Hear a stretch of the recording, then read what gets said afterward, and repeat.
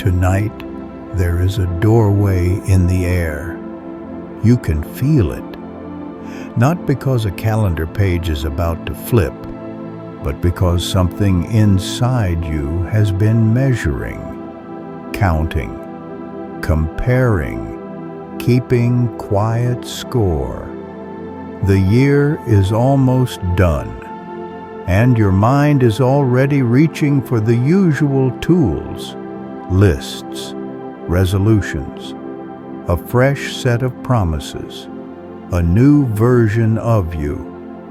But here is a softer thought. What if the new beginning is not January 1st?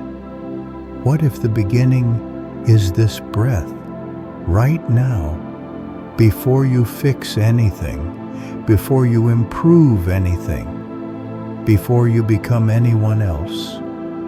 Stay with me for a moment, because before this night ends, you will hear one sentence, a single line, so small it could slip past your attention. And yet, if you let it land, it can loosen something tight inside your chest, not by making life easy, but by making life simple. And there is another small mystery. Why do so many of us wait for permission to live, permission to rest, permission to be present, permission to feel enough without earning it first? Tonight we are not chasing the future. We are turning toward the life that is already here. If you're listening in the early morning, let the day begin gently. If it's late for you, let the night carry you. Either way, you are part of a quiet circle, across different cities, different time zones, different kinds of tired. And yet the same breath moves through all of us, in and out. No performance, no fixing, no need to be impressive, just a human being arriving. If you feel like it, you can picture where you are. A small room, a bed, a couch, a car parked somewhere safe, a desk with the lights turned low. Let your shoulders drop a little. Let the jaw unclench. Let the eyes soften. The world can keep spinning. You don't have to hold it up tonight, and that is where our story begins. A young monk once crossed an ocean of expectations. He was sincere, serious, bright with hunger for awakening. In those days, he believed enlightenment was somewhere else, in the right monastery, with the right teacher, in the right set of instructions. In a future moment, when his mind would finally behave, he traveled to China to study. He read the scriptures. He memorized the teachings. He sat long hours. He asked sharp questions. He wanted the highest truth. And then, on one hot day, the truth came, dressed as an ordinary chore. Outside the monastery, an elderly monk stood in the sun, not in a temple hall, not in meditation posture, not giving a lecture. He was working. He was the cook, the one who kept everyone fed, the one who dealt with vegetables, rice, and smoke, the one many people overlook. In the scorching heat, he was laying out mushrooms to dry, turning them one by one, slowly, carefully. His robe clung with sweat. His hands moved with the steady patience of someone who has no need to rush. The young monk felt a wave of pity, and if we're honest, a wave of subtle pride. He approached the old cook and said something like, "Venerable sir, why are you doing this in the heat? You should rest. Let the younger monks do it." The old cook looked up. His eyes were clear, not offended, not defensive, just calm. And he answered with a line that struck the young monk like a bell, "I am not someone else." The young monk blinked. It sounded simple, almost too simple. So he tried again. Then why not do it later, when the air cools, when it's easier? The old cook smiled, and he asked a question that still echoes, if not now. When?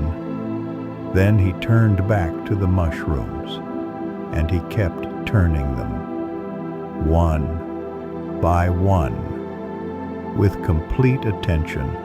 That moment held the entire teaching, not as an idea, as a demonstration. I am not someone else, meaning this life is yours, not in a possessive way, in a sacred way. No one can breathe your breath for you. No one can listen for you. No one can love for you. No one can be present in your place. And if not now, when is not a threat. It is an invitation. Because later is a beautiful story the mind tells when it's afraid of the present. Later I'll be calmer. Later I'll be kinder. Later I'll call them. Later I'll start. Later I'll heal.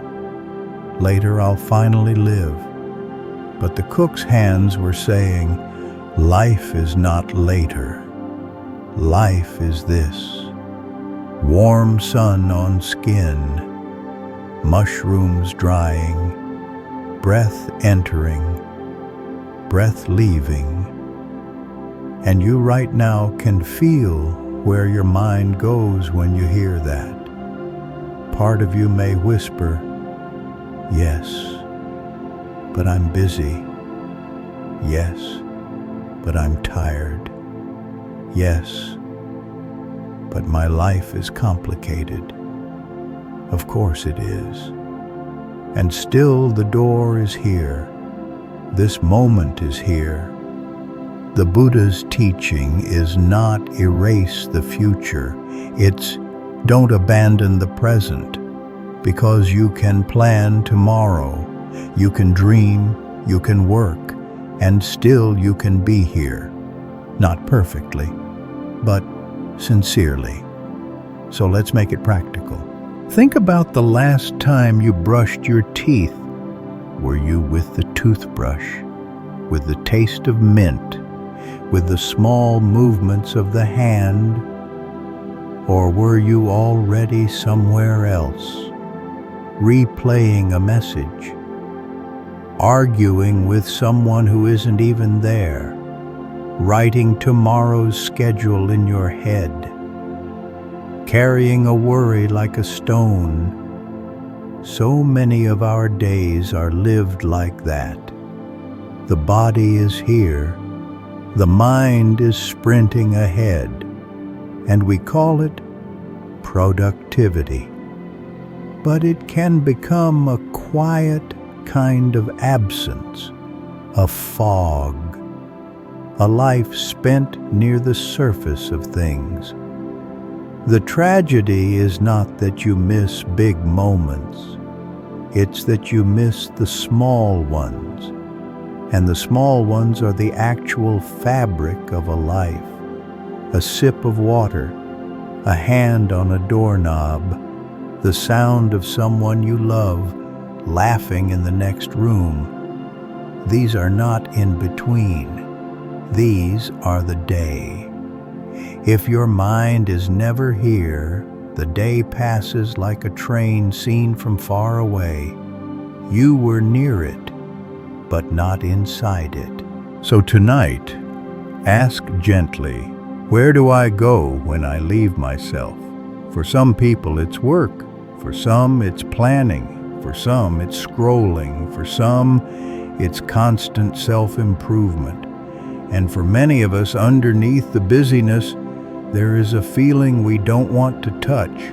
Loneliness, fear, grief, that quiet ache of not being seen.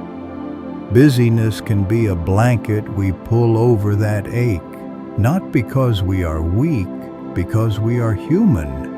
When you finally stop moving, the ache becomes audible, and then the mind says, quick, do something, so we do.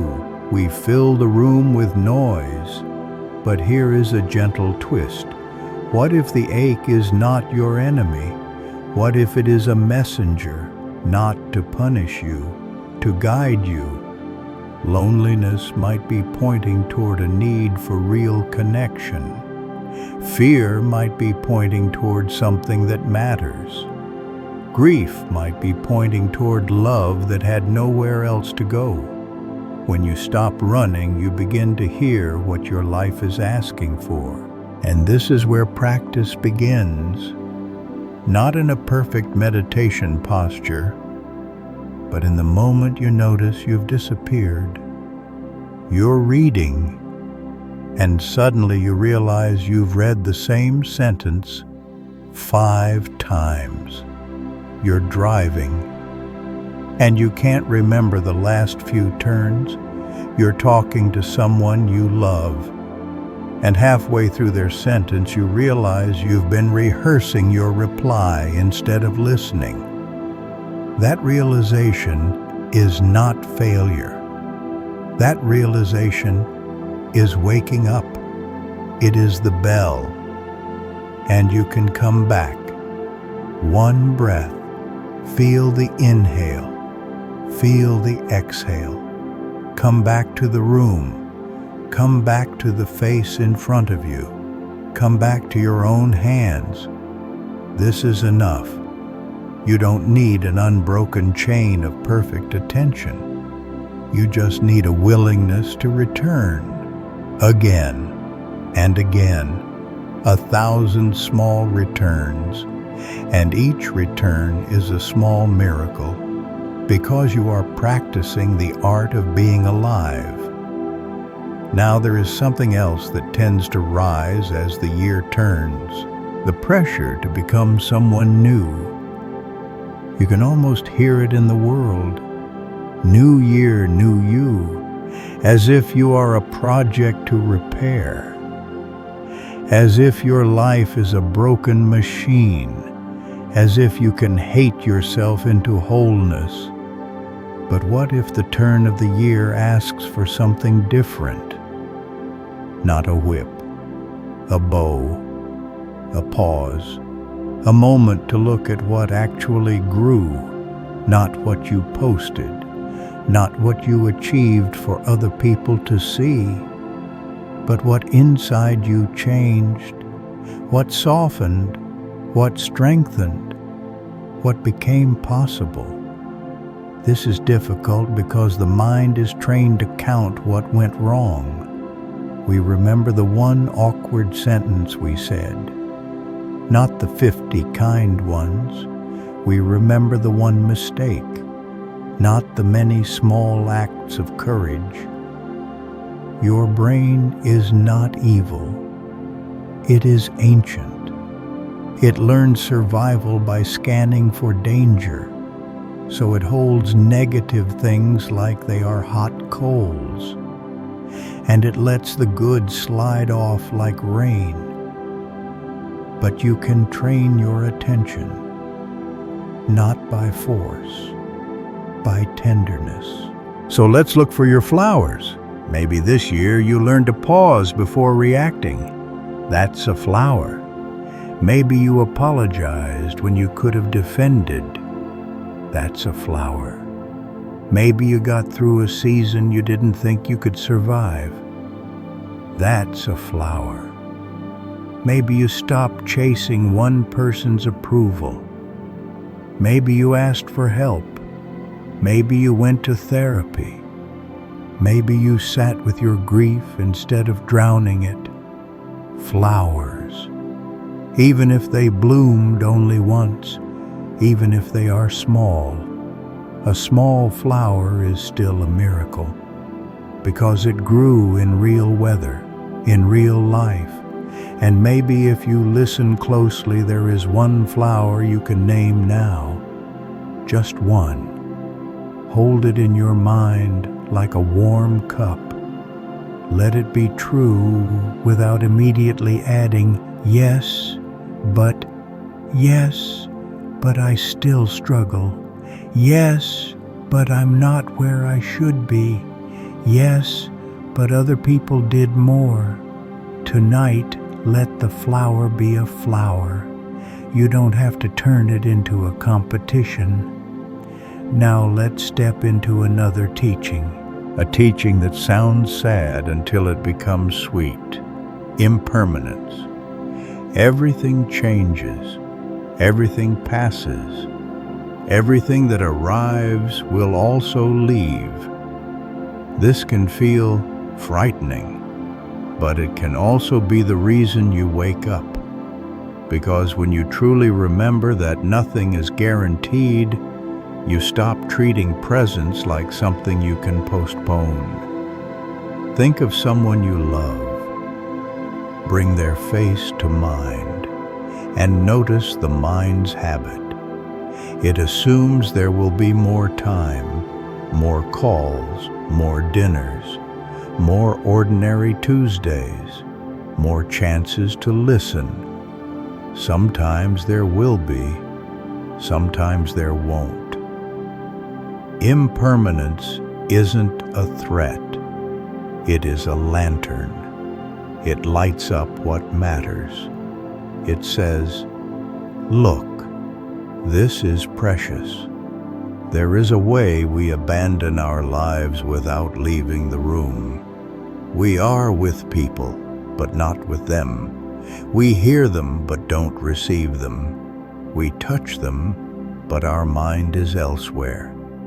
And later, when a season ends, we wish we could rewind, not to become rich, not to change the big plot, but simply to be there. To be there for the ordinary moments we didn't recognize as holy. So here is a practice you can try even tomorrow. When you are with someone you love, take one conscious breath and silently say, this moment won't happen again. Not as doom, as devotion. Then listen, really listen. Let your phone be quiet. Let your mind be quiet. Offer the gift of full presence. In a world starving for attention, presence is a form of love. Now there is a metaphor that can hold all of this gently. Imagine you are a garden, not a perfect garden, a real one. Seeds exist in you. Seeds of patience, seeds of anger, seeds of courage, seeds of fear, seeds of compassion, seeds of shame. Everything you are capable of is already in the soil. What grows depends on what gets watered. Your attention is water. Your habits are water. Your relationships are rain. Your media diet is rain. Some rain nourishes. Some rain floods. Some water brings life. Some water grows weeds. This is not about blame.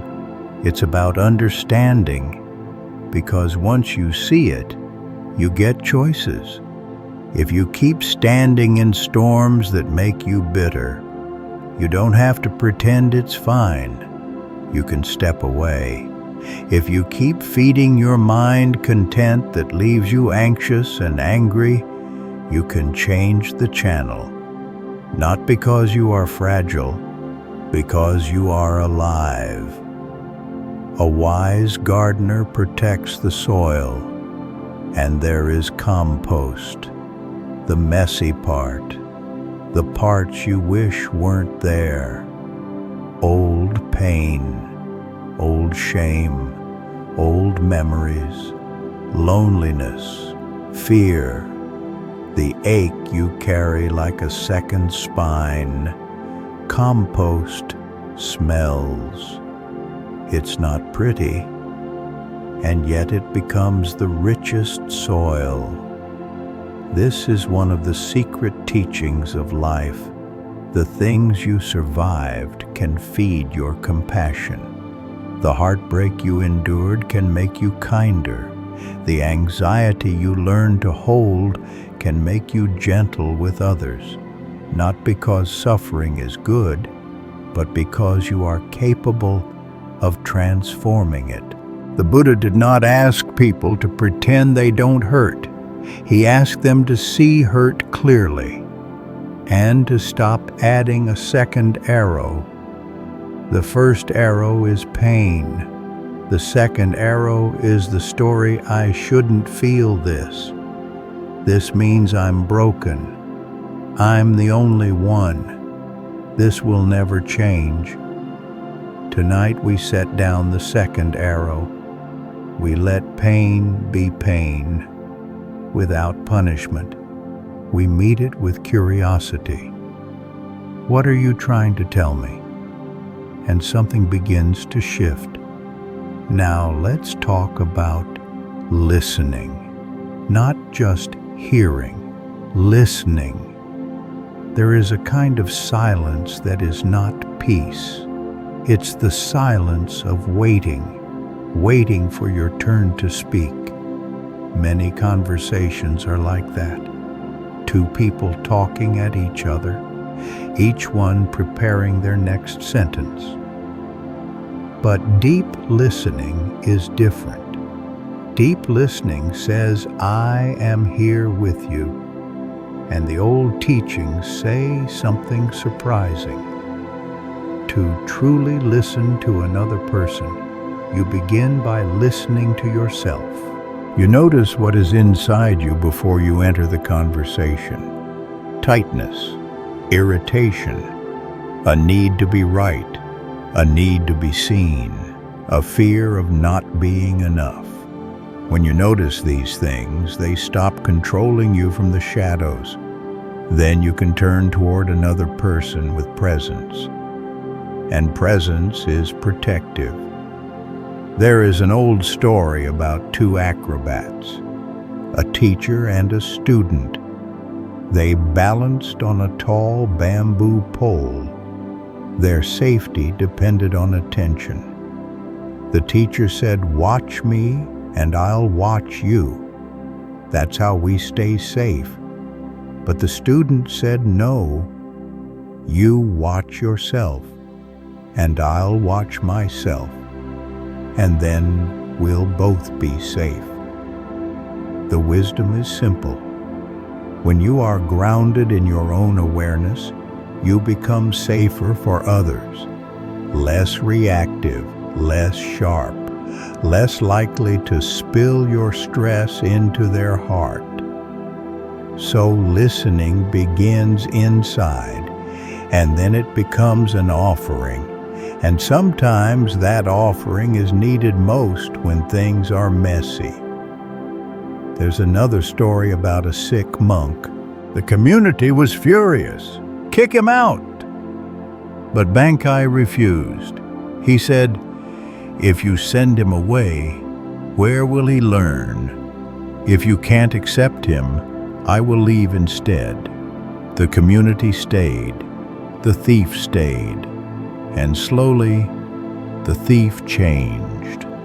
Not because he was shamed, because he was held. Acceptance became the soil in which transformation grew. This is a hard lesson, because we think harshness makes people better. Often it makes them afraid. It makes them hide. It makes them stop trying. The same is true inside your own heart. If you treat yourself like a project that only deserves love after it is repaired, you live in constant tension. But if you offer yourself steady kindness, you create space.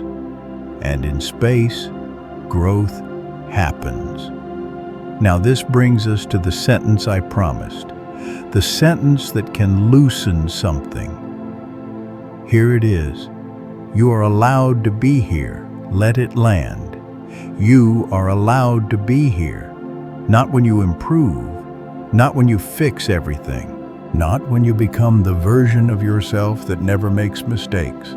Now, allowed to rest, allowed to breathe, allowed to stop proving, allowed to be human.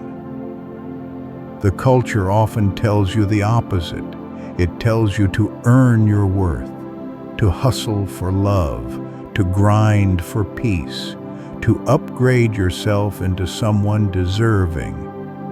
But the deeper teachings say something quieter. Your belonging is not a reward. It is a fact. You belong because you exist. A tree does not earn permission to be in the forest. It is simply part of the forest. It grows, it bends in storms, it drops leaves, it begins again, and no one shames it for being in process. So tonight, when the not enough voice arises, notice it like distant thunder. You don't have to run outside and argue with the sky. You can hear it and still remain inside yourself. And perhaps you can answer it with one gentle line, I am in progress, and I am still worthy of rest. This is the middle way. Not pretending you have no flaws, not drowning in them, being honest and being kind. And when you live this way, you stop passing your inner violence outward, because the way you treat yourself becomes the way you treat the world. A harsh inner world makes a harsh outer world. A compassionate inner world makes a gentler one. Now remember the heartbeat. Feel it again. It has been beating without your permission, without your plans, without your effort. It is the proof that life is already carrying you. And it's not only your heartbeat. It echoes backward. Your mother, her mother, people whose names you may never know. And it echoes forward, into the people you love, into the future, into strangers who will be touched by what you do and say. You are woven into a web, not separate, not alone. And that changes how tomorrow feels, because tomorrow is not just a list. It is a field of moments, each moment offering a choice. If you notice yourself planning January, gently smile. Planning is not wrong. It's only heavy when it replaces living. So let tomorrow have its plans. Let next week have its goals. Tonight is simpler.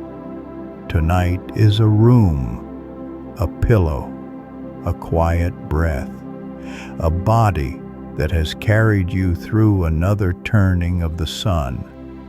And here is the light twist. The mind thinks the year turns at midnight, but the body knows the year turns every time you return, every time you come back from a spiral of worry, every time you soften after a hard moment, every time you choose one honest breath instead of one more argument inside your head. That is a new beginning, not once a year, 100 times a day, So you haven't missed your chance. You haven't arrived too late. You don't have to catch up to anyone. You can begin again, right now, quietly, without an announcement, without a dramatic vow, just a small return. And if sleep comes quickly, let it come. If it comes slowly, let it come slowly. Either way, you are doing something brave. You are letting go, and somewhere in the dark, life keeps holding you. One breath, then the next, and the next.